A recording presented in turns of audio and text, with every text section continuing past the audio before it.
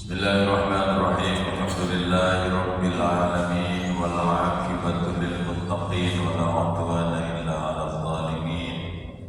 Asyhadu an la ilaha illallah al-malikul haqqul mubin wa asyhadu anna sayyidana wa nabiyyana Muhammadan 'abduhu wa rasuluh shadiqul wa'dil amin. Allahumma shalli wa sallim wa barik 'ala sayyidina wa maulana Muhammadin sallallahu alaihi wasallam wa ala alihi wa ashabihi ajma'in.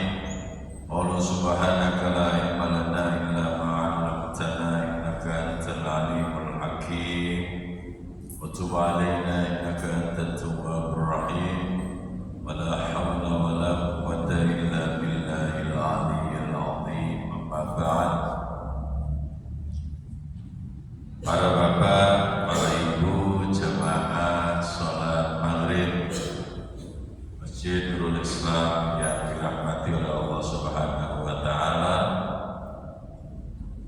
Pertama, di kesempatan malam hari ini, mari kita kembali menghadirkan rasa syukur kehadirat Allah Subhanahu wa Ta'ala atas segala limpahan karunia yang Allah berikan kepada kita semua. Utamanya malam hari ini Allah masih tetap menempatkan iman Islam di dalam kalbu kita.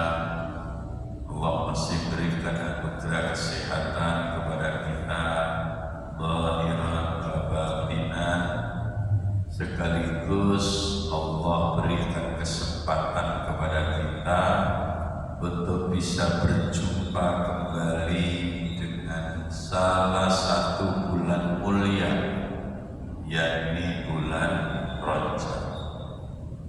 4 di antara bulan-bulan yang ada di dalam satu tahun disebut oleh Allah di dalam Al-Quran sebagai arba'atun hurum, sebagai 4 bulan yang mulia. Salah satu di antara bulan 4 yang mulia itu adalah bulan Rajab. Senyambang kita masih diberi kesempatan oleh Allah berada di bulan yang mulia, kita masih diberi kesempatan oleh Allah untuk tetap bertemu kembali dengan bulan Rajab. Maka penting buat kita untuk mengoptimalkan keberadaan bulan Rajab ini untuk meningkatkan berbagai macam amal-amal soleh kita, meningkatkan segala bentuk kebaikan-kebaikan kita, baik kebaikan vertikal maupun kebaikan horizontal. Kebaikan vertikal kita tunjukkan dengan meningkatnya berbagai aktivitas ibadah ritual kita kepada Allah Subhanahu wa Ta'ala. Salah satunya adalah dengan menjalankan ibadah puasa di bulan Rajab ini menurut kemampuan yang Allah berikan kepada kita. Kemarin mulai tanggal 1 sempat puasa ya? Alhamdulillah ya. Sempat puasa enggak sempat? Kalau kemarin bulan tanggal 1 bulan Rajab ini belum sempat puasa, ya barangkali kita masih punya kesempatan panjang. Masih punya kesempatan panjang selama ada di bulan Rajab ini. Sebisa mungkin sebagian kita gunakan untuk berpuasa, entah 3 hari atau berapa, monggo. Yang prinsipnya itu adalah upaya yang bisa kita lakukan dalam rangka meningkatkan kebaikan kita selama ada di bulan Rajab ini. Demikian pula dengan kebaikan horizontal, ya, kebaikan kita yang kita buktikan dalam konteks hubungan antar sesama manusia, antar sesama makhluk ciptaan Allah Subhanahu wa Ta'ala. Kita buktikan meningkatnya kebaikan kita, ya. Salah satu bentuk kebaikan yang bisa kita buktikan dalam konteks hubungan sosial, hubungan antar sesama manusia, yang itu juga bagian dari perintah Allah Subhanahu wa Ta'ala, adalah dengan meningkatkan infak kita, sedekah kita. Ya, kembali konsepnya tetap menurut kemampuan yang Allah berikan kepada kita. Termasuk juga kita tingkatkan kebaikan-kebaikan kita secara pribadi, yaitu meningkatkan sifat-sifat mulia yang telah Allah tunjukkan kepada kita dalam rangka menunjukkan eksistensi kita sebagai hambanya Allah Subhanahu wa Ta'ala. Sebagaimana yang telah saya terangkan di beberapa kali pertemuan, di mana Allah Subhanahu wa Ta'ala telah menunjukkan kepada kita tentang sifat-sifat mulia yang dimiliki oleh hamba-hamba terkasih, hamba-hamba Allah yang Maha Penyayang. Salah satunya yang ditunjukkan oleh Allah Subhanahu wa Ta'ala di ayat yang ke-67 surat Al-Furqan. Apa kata Allah? Walladzina idza anfaqu lam yusrifu wa lam yaqtu wa kana baina dzalika qawama. Salah satu sifat yang disebut oleh Allah Subhanahu wa Ta'ala di dalam ayat itu, yang sifat ini adalah dimiliki oleh hamba-hamba Allah yang mulia, hamba-hamba Allah yang betul-betul diakui kehambaannya oleh Allah Subhanahu wa Ta'ala. Apa itu? Walladzina idza anfaqu, dan orang-orang yang ketika berinfak, ketika membelanjakan harta, itu lam yusrifu, tidak dengan sifat boros, tetapi juga walam yang terturu, tidak pula kikir. Lalu bagaimana? Wa kana baina dzalika qawama, mereka di dalam membelanjakan harta memiliki sikap di pertengahan, boros yoga, medit di bawah. Bahasa sekarang apa? Apa kira-kira bahasanya? Proporsional. Okay. Membelanjakan harta secara proporsional, tidak boros tapi juga tidak dikikir. Kenapa harus begitu? Karena kita harus sadar bahwa harta yang Allah berikan kepada kita itu adalah bagian dari ujian yang diberikan oleh Allah Subhanahu wa Ta'ala. Tidak usah nunggu kaya, ya. Berapapun harta yang Allah berikan kepada kita, itu adalah bagian dari ujian. Sehingga kemudian Allah Subhanahu wa taala mengingatkan kepada kita, ya ayyuhalladzina amanu la tulhikum amwalukum wala auladukum an dzikrillah. Wahai orang-orang yang beriman, la tulhikum amwalukum wala auladukum an dzikrillah. Janganlah harta-hartamu dan anak-anakmu menjadikan kamu lalai dari Allah Subhanahu wa ta'ala.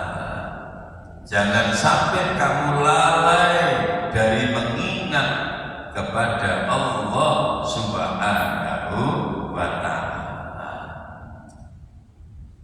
Dalam hal ini tentu tidak usah kita menunggu perbandingan kaya atau miskin atau sedang.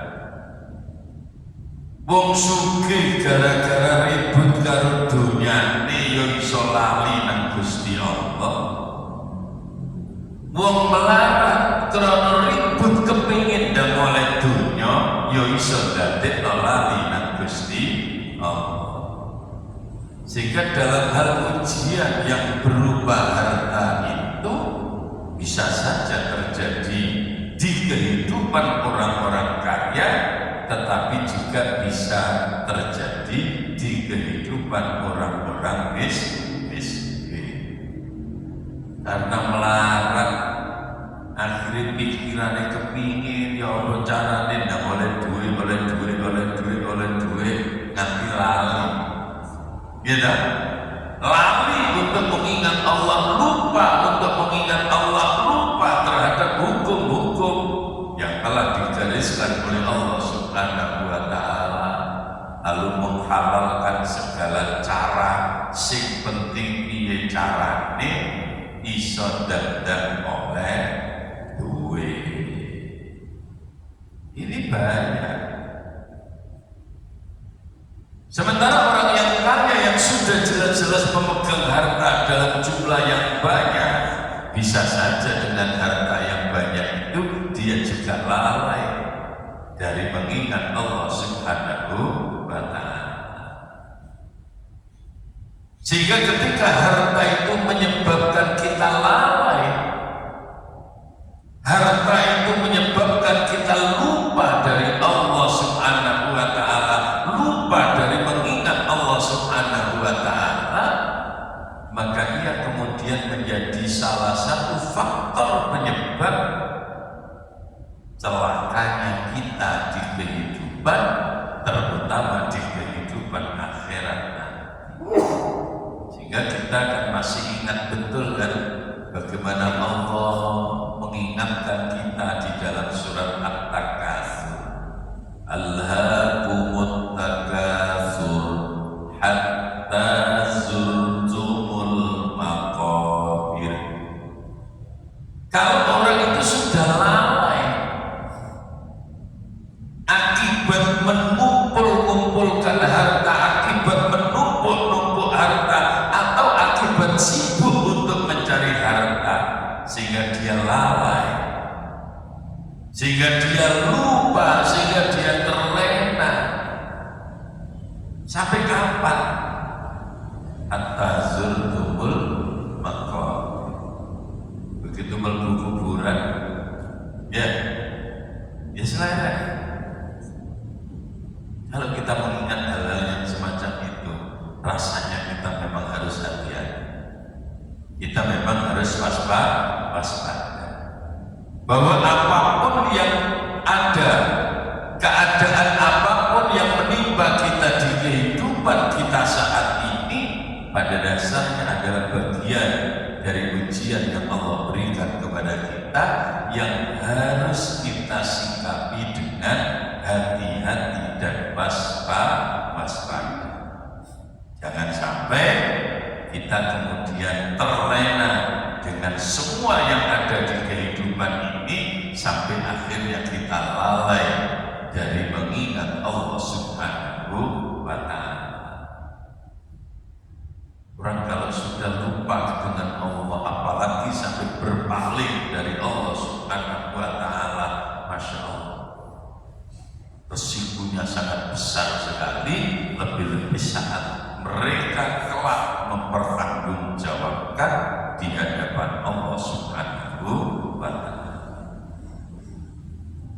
Sehingga dalam hal ujian yang berbentuk harta itu tidak hanya terjadi di tengah-tengah kehidupan orang kaya,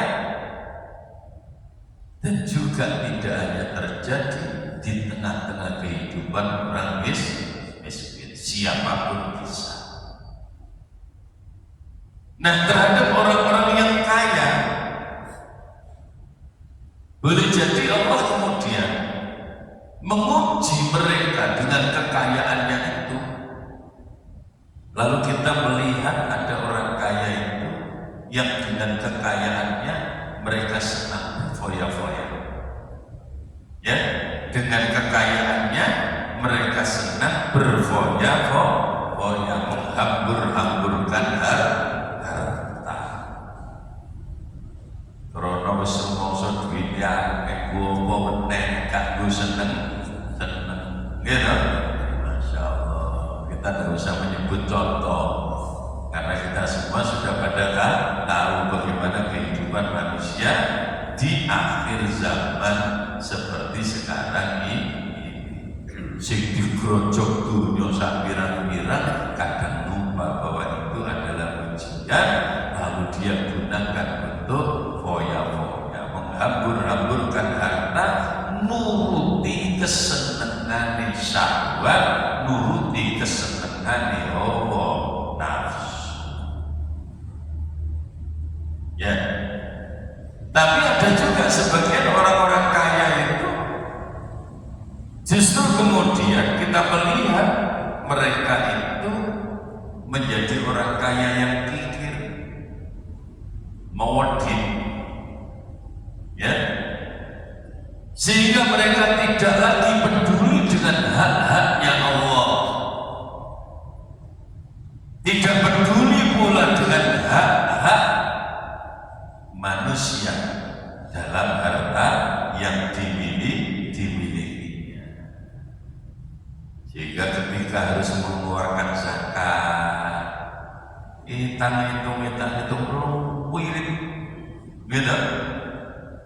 Ijil lumayan sudah mentono. Kadang-kadang malah gak gelem mentone zakat. Karena merasa bahwa harta yang dia miliki itu adalah hasil jerih payahnya. Makanya saya seringkali mengingatkan bahwa ketika kita diberi kesuksesan oleh Allah, itu jangan pernah merasa kita sukses karena kemampuan kita. Jangan pernah merasa kita sukses karena kehebatan kita.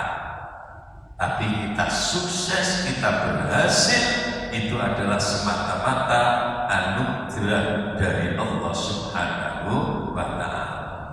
Apa sih yang bisa kita lakukan kalau tidak mendapatkan pertolongan Allah? Kita tidak akan pernah bisa berbuat apa-apa. Tapi namanya manusia, ketika hawa nafsunya lebih dominan daripada akal dan nuraninya, maka bukan mustahil kemudian merasa bahwa keberhasilan termasuk tumpukan harta yang ada di kehidupannya itu merupakan buah dari jerih payah. Dan itu diceritakan oleh Allah. Mulane kula tak cerita sing enek ning Quran bae bisa cerita wong. Kenapa? Kalau di Al-Quran kan akurat. Kalau kita menyebut contoh dengan contoh orang lain, itu ya kadang-kadang malah kita yang salah. Karena kita hanya berdasarkan persangkaan. Tapi kalau contoh yang telah disebut nyata oleh Allah di dalam Al-Quran, siapa contoh orang kaya yang kikir itu? Wong sugih ning bakhil, Masya Allah. Disebut di dalam surat Al-Qasas. Siapa mereka? Siapa dia? Itulah yang bernama Qarun. Qarun yang semula miskin, tidak punya apa-apa. Dia akrab dekat dengan Nabi Musa, beriman kepada Nabi Musa. Tapi giliran Qarun saat dia minta doa dan akhirnya Nabi Musa mau mendoakannya dan doa Nabi Musa diijabah oleh Allah Subhanahu wa taala, lalu Qarun menjadi orang kaya raya. Apa yang terjadi? Qarun kemudian mengatakan bahwa harta ini adalah hasil jerih payah saya. Harta ini adalah hasil kerja saya. Ngapain harus dikeluarkan untuk zakat? Cara bahasa Jawa kok ngimut. kok ngimut. Lu kok ora muni ngono? Ya. Jadi kalau dibahasakan bahasa kita itu ngomong-ngomong, kenapa? Dia merasa bahwa kekayaan yang telah ada itu adalah hasil usahanya, hasil jerih payahnya, hasil bisnisnya. Adalah sesungguhnya tanpa anugerah dari Allah Subhanahu wa taala kita tidak akan pernah bisa menemukan apa-apa, bahkan kita pun tidak akan pernah bisa berbuat apa-apa. Karena itu kemudian Allah mengingatkan kepada kita semua agar kita menjadi hamba Allah yang memiliki sifat-sifat mulia, dan sifat-sifat mulia itu telah dijelaskan oleh Allah Subhanahu wa taala salah satunya di dalam ayat tadi. Karena fakta di kehidupan saat orang diberi kekayaan ada yang foya-foya menghambur-hamburkan harta, tapi ada juga yang kikir, medit, bakhil, gegem, apa namanya?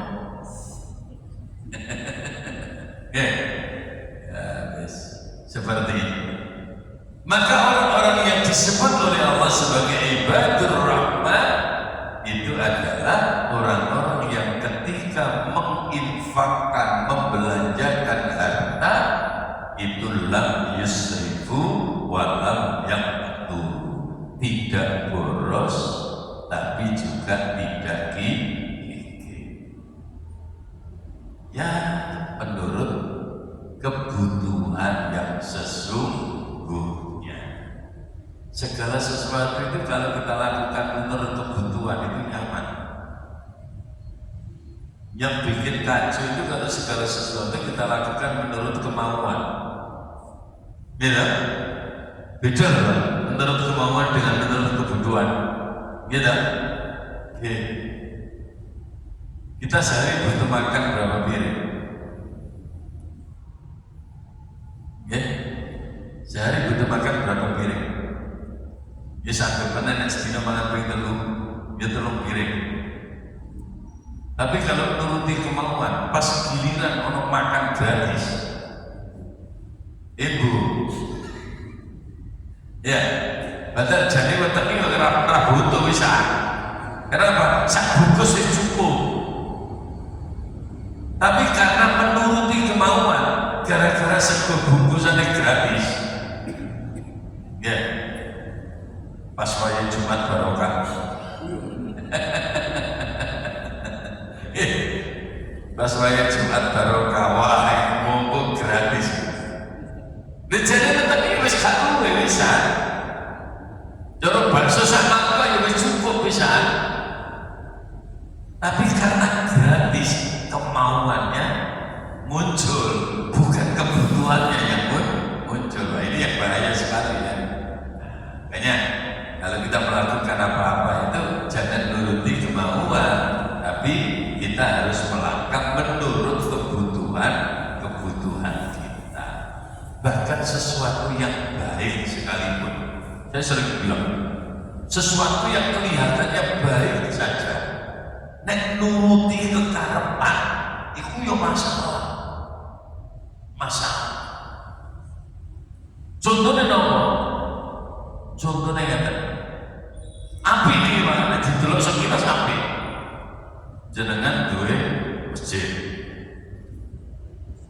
Jenengan duwe masjid. Mboten masjid wong akeh. Ada masjid. Masjid itu ya ketika aktivitas sholat, apakah sholat 5 waktu atau bahkan sholat Jumat sekalipun, itu janjane wis gak ngebekne, masjidnya wis gak ngebekne, ya gak ngebekne, separuh, kadang yang betul siti, sing buri ci oblang-oblang. Tapi karena yang dituruti adalah kemauannya, keinginannya, sawangan kan? Mungkin sugi-sugi kono iso bangun masjid tingkat, masa masjid gini pacik gini tok wae. Yuk tingkat wae. Padahal gak tingkat lho. Jamaah itu gak kebukno bisa. Tapi ditingkat wae. Enak tak salah. Itu kalau dilihat sekilas kan kayak api dong. Mau bangun masjid, didelok sekilas kayak api. Ini rapi. Kenapa? Nuruti kesenangan. Ya, sing dituntut niku nafsu, bukan karena kebutuhan esensial. Jangan masjid ora usah dibangun rapopo, yo udan yo ora bocor.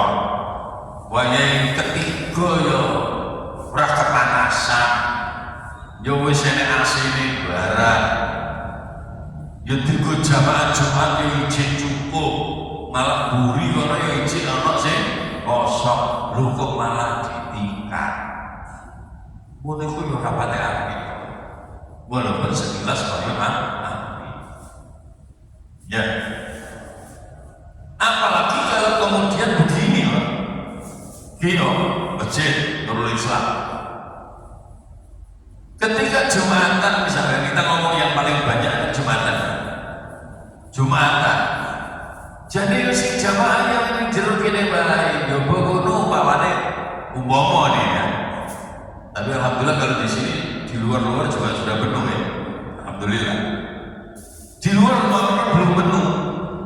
Penuhnya cuma di sini aja. Dari kampung sebelah ngedekno masjid ku Jumatan bisa. Iku konyol jenenge. Iya toh? Ono enggak semodel?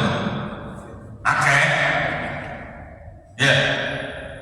Nah, kelihatannya bagus. Ngomong masjid. Kenapa? Tapi jelek. Kenapa? Karena dia melakukannya berdasarkan dorongan nafsu, berdasarkan ambisi, berdasarkan kemauan, kesenangan syahwat, bukan karena kebutuhan esensial. Ya.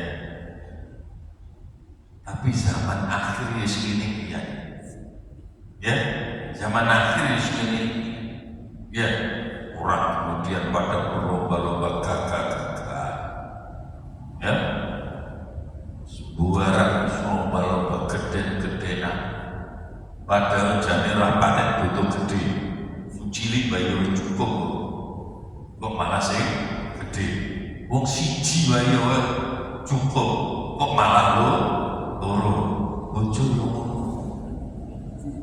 Halo. Si jiwa cukup lah kok. Ngono lho. Insyaallah.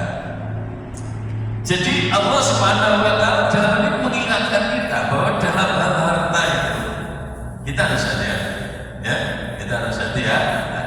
Apalagi dalam posisi kita menjadi orang yang betul-betul punya harta melimpah, jangan sampai kita hambur-hamburkan untuk hal-hal yang tidak ada gunanya. Tapi juga jangan sampai kita itu menjadi orang yang bakhil. Ini yang dimaksud oleh ayat tadi. Yeah.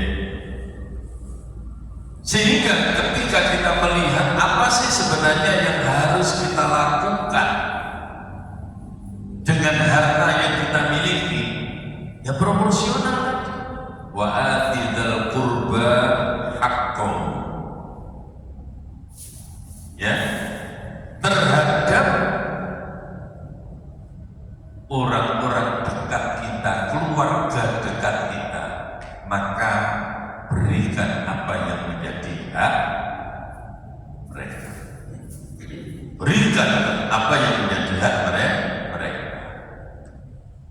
Sebut saja yang paling dekat adalah istri dan anak-anak kita. Maka jangan sampai hak istri untuk mendapatkan nafkah lalu tidak kita berikan. Jangan sampai hak anak-anak kita untuk mendapatkan biaya demi pengembangan mereka, lalu kemudian kita tidak memberikan.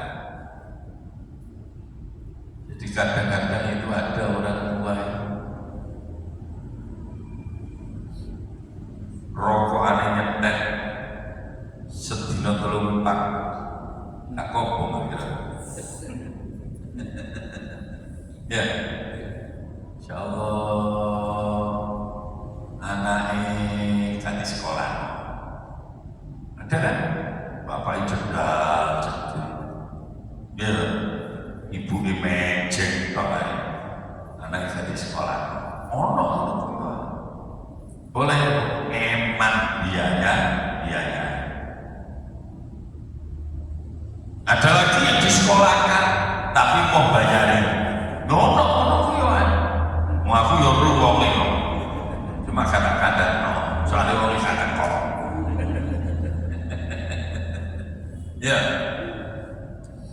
Ada yang begitu. Ini menyalahi apa yang diperintahkan oleh Allah. Jadi kalau kita punya, jangan sampai kita menahan apa yang menjadi hak keluarga kita. Jika Allah kemudian mengatakan wa atizal qurba haqqan wal miskin wa ibnas sabil. Ya. Termasuk juga haknya orang miskin. Miskin bener, Pak. Miskin bener. Bukan miskin jadi-jadian. Ya nyantai-nyantai aja biar tidak tegang. Kenapa saya membuat Islam miskin bener? Karena ada miskin jadi-jadian itu ada. Kalau miskin bener itu ya memang miskin. Dia sudah berusaha bekerja semaksimal mungkin. Ning Gusti Allah ngersakno oleh anjene mung semono. Gurih ra cukup. Gurih normal ya dalam tanda kutip. Ya, ra cukup. Miskin. Mereka punya hak. Hak untuk apa? Hak untuk mendapatkan sesuatu dari orang kaya yang ada di sekelilingnya dalam bentuk infak, sedekah, zakat. Gitu. Lalu kemudian saya menyebut tadi ada miskin jadi-jadian. Ya apa miskin jadi-jadian? Ya memang miskin dia, tapi sebenarnya miskinnya itu bukan karena dia miskin, akhirnya malasnya bergawe. Kan jadi-jadian. Jadi orang kerja gawe plungker, klibru, orang nyambut gawe, akhirnya melarat. Itu kalau istilah saya itu miskin jadi-jadian. Ya. Walaupun secara status dia memang miskin, tapi itu tetap bermasalah karena kemalasannya itu yang membuat mereka seperti itu. Makanya kadang-kadang dilema lagi. Kita itu kalau melihat fakta di kehidupan nyata itu dilema. Ya, dilemanya apa? Ya di satu sisi kita itu memang harus berinfak, ya. Tapi kadang-kadang di sisi lain ketika kita melihat orang yang tidak mau bekerja, isi mau jalur, doa, menurut kadang-kadang bekerja, kan orang model Iya, ya termasuk di daerah saya itu kalau hari Sabtu itu keliling. Nggak sampai di mana? Enak ya? Assalamualaikum, biasa sampai haji, udah ya? Mana? Apa ya modal tapi kanku? Ya kita dilema kan terhadap hal yang semacam ini. Padahal mungkin kadang lemur sehat-sehat ya. Iya, tapi dia baru mau mandi gelap sampai ini Pak. Ya, Insya Allah. Kadang-kadang yang ngemis di jalan-jalan. Neng desa kono sampai ini selawe bukan kan? Tenang. Tapi yo KKB. Cuma yo akeh ya. KKB cuma yo. Iya kita dilema seperti itu. Sehingga kalau saya sering kali ditanya orang gimana? Ya wis ngene wae, pengen kayak yo kayak wae. Nek niatnya kayak yo kayak wae sing ikhlas. Nek ora niatnya kayak yo rasa kayak iki ning ora usah foto. Ora usah kalau wis dan lu kan kayak apa? Ya mungkin karena kita tahu jadi orang gak miskin kok. Besok kono ya sawah wombo. Cuma hari ini turun bayi panen terus di kuto kemis. Karena sampai terus sampai kakak kayak kapopo. Ru nek gak miskin maksudnya. Ya. Tapi ngemisnya karena sebuah profesi. Sekarang kan semua dijadikan profesi loh. Iya, betul kono ada profesi. Iya kan? Sebutannya apa? PSK. Kan soalnya profesi loh. Pekerja bla bla bla. Jadi terus no. Iya dong. Mulane rapatnya isi karena seolah-olah itu adalah profesi. Aku setuju biyen wae. Apa iku gegek? Sekaruan. Ben wong isi. No sebutane gegek. Apa meneh? Balon. Ya toh? Apa iku? Lute. Lah ngono to. Ya ben isi wong iki. Ini saiki gak bahasanya dikemas sehalus mungkin. Seolah-olah itu adalah bagian dari profesi yang sah. Kan gitu? Seakan-akan seperti itu. Ya sama dengan minta-minta tadi. Orang yang minta-minta itu kadang-kadang memang dia saking miskinnya, tapi sebagian lagi bukan karena miskin, tapi karena profesi. Itu harus ketemu barang nonton keluarganya kan? Ya kan?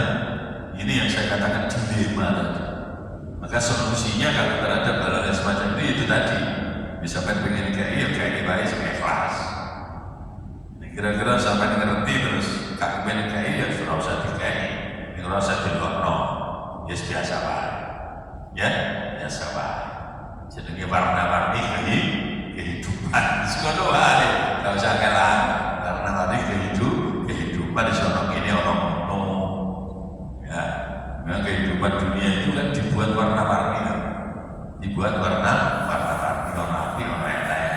Iya dong, yo pagi rono pesek, rono dhuwur rono sekolah itu aja deh, iya dong, iya, sama jangan membayangkan di dunia kemudian ketemu si api-api tok, gak usah, ya sesuk nang swarga ketemu api-api tok, ya, nang swarga sesuk ketemu api-api tok, nang dunia wis ngene iki, kowe sampean bangun omah sing wapi, bangun omah sing wapi. Iku mesti gawe got tetep. Ya. Sampai gawe omah sing api ngetekno 5 miliar, tetep sampai nanti gawe got. Got itu pasti barang api barang elek. Barang elek. Tapi nyatanya sama tetep gawe ya. Ya, itulah fakta kehidupan bahwa di dunia ini seperti itu. Api apa mesti enek padai barang elek. Ya, wis ngono iku ae. Saya kan gaya omah 5 miliar gak kok kayak itu juga habis sampai ya dong. Terus bagian ini di malam haji ya seperti ya. Jadi Ya, begitulah. Begitulah.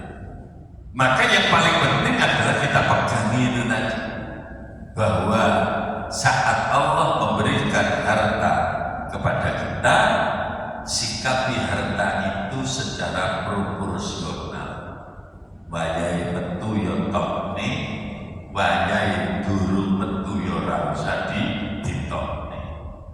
Sehingga wa kana baina dzalika qawama. Jadi antara boros dengan kikir. Boros yo elek, kikir yo elek. Sing apik yo ning tengah-tengah. Sehingga ada dawuh khairul umur awsatuha. Sebaik-baik perkara adalah yang tengah-tengah. Ada ya.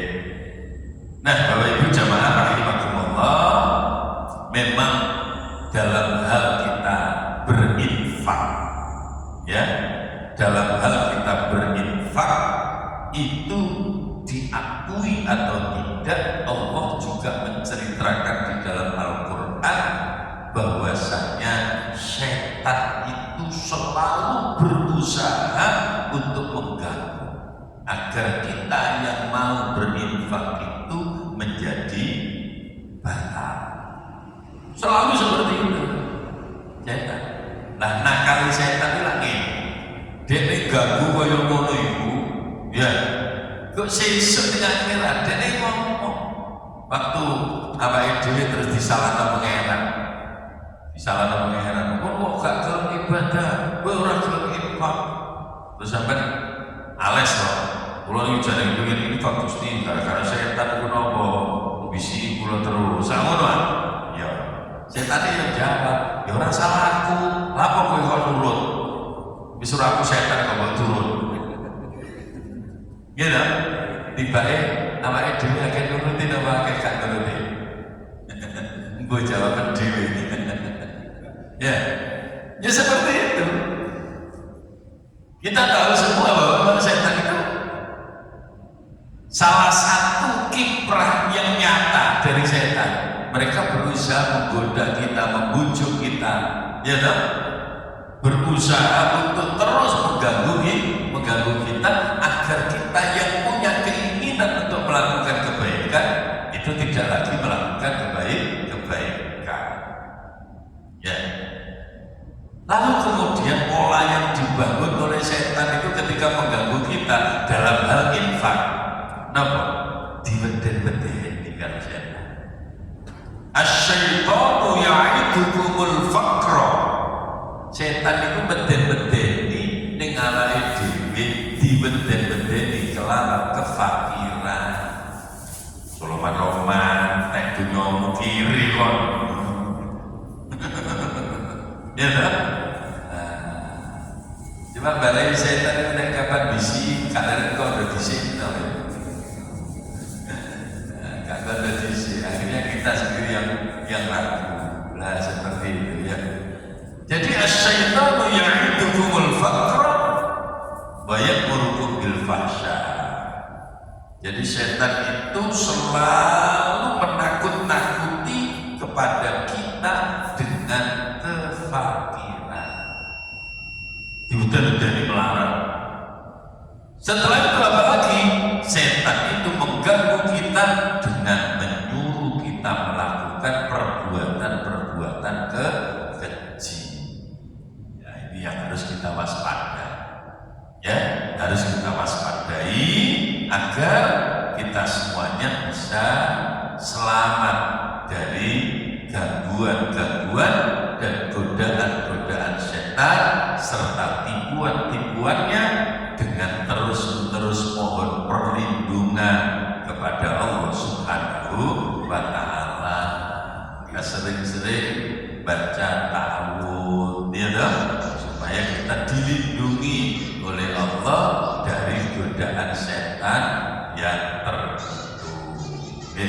Mudah-mudahan kajian kita pada kesempatan malam hari ini berbarengan dengan turunnya hidayah Allah Subhanahu wa Ta'ala menjadi keterangan yang barokah, menjadi keterangan yang manfaat fid dini wa wad dunya wal